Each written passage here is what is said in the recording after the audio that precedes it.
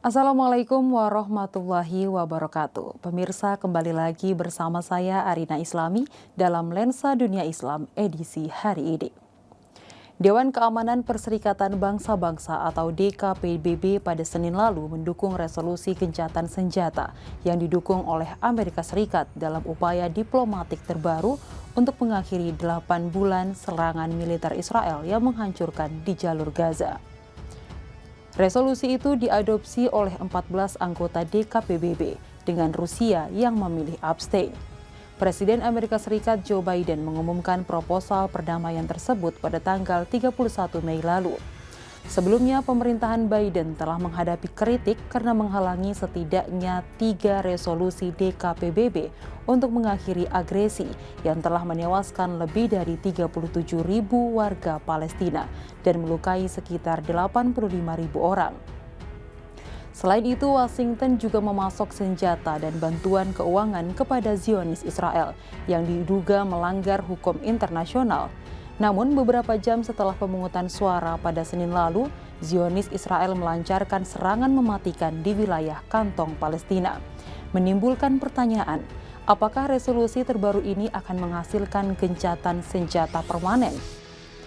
Kelompok Palestina termasuk Hamas menyambut baik resolusi tersebut. Pejabat senior Hamas Sami Abu Zuhri mengatakan bahwa pemerintahan Amerika Serikat menghadapi ujian nyata dalam menjalankan komitmennya untuk memaksa Zionis Israel mengakhiri perang sesuai dengan resolusi DKPBB. Namun Perdana Menteri Israel Benyamin Netanyahu menegaskan bahwa Israel hanya akan mengakhiri agresinya setelah mereka menghancurkan Hamas dan membebaskan para tawanan yang tersisa. Perwakilan Israel untuk PBB menekankan bahwa perang tidak akan berakhir sampai kemampuan Hamas dibongkar, sehingga menimbulkan keraguan apakah Zionis Israel akan menghormati resolusi terbaru tersebut. Menurut Profesor Hasan Barari dari Universitas Qatar, tanpa komitmen dari Zionis Israel, resolusi tersebut akan sangat bermasalah bagi pejuang Hamas. Resolusi ini menyatakan bahwa Zionis Israel telah menerima proposal gencatan senjata Biden pada 31 Mei lalu dan menyerukan Hamas untuk juga menerimanya. Namun para pemimpin Israel mengecam rencana perdamaian Biden yang didukung oleh PBB dengan beberapa pejabat Israel mengklaim bahwa kata-kata dalam resolusi tersebut tidak mencerminkan kesepakatan yang disetujui oleh Israel. Keraguan akankah Israel mematuhi gencatan senjata ini juga makin dibuktikan dengan pernyataan wakil Israel di PBB, di mana dalam pertemuan di Dewan Keamanan PBB pada Senin 10 Juni 2024. Perwakilan Israel untuk PBB Reut Sapir Ben Naftali menyatakan bahwa Zionis Israel akan melanjutkan agresinya di Gaza dan menolak untuk berunding dengan kelompok pejuang Hamas.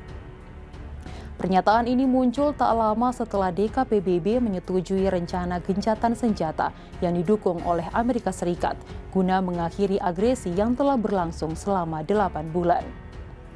Ben Naftali menekankan bahwa Zionis Israel ingin memastikan Gaza tidak lagi menjadi ancaman di masa depan dan bahwa agresi akan terus berlanjut hingga semua sandera dikembalikan dan kemampuan Hamas dihancurkan.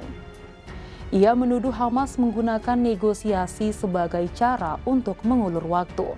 Padahal keputusan DKPBB ini didukung oleh 14 dari 15 anggota dengan Rusia yang abstain. Resolusi yang dirancang oleh Amerika Serikat ini adalah yang pertama kalinya mendapatkan dukungan dari DKPBB untuk mengakhiri konflik. Resolusi tersebut menetapkan syarat-syarat untuk membebaskan semua sandera yang tersisa sebagai imbalan atas gencatan senjata permanen dan penarikan pasukan Zionis Israel. Resolusi ini meningkatkan tekanan internasional terhadap Israel untuk menghentikan tindakan militernya di Gaza.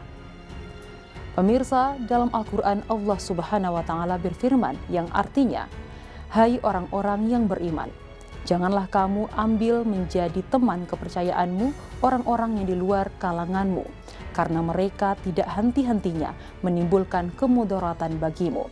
Mereka menyukai apa yang menyusahkan kamu, telah nyata kebencian dari mulut mereka, dan apa yang disembunyikan oleh hati mereka adalah lebih besar lagi. Sungguh, telah kami terangkan kepadamu ayat-ayat kami jika kamu memahaminya. Ali Imran ayat 118.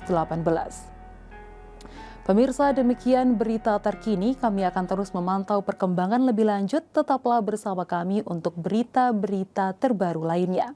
Saya Arina Islami pamit undur diri dari hadapan Anda. Billahi taufiq wal hidayah. Wassalamualaikum warahmatullahi wabarakatuh.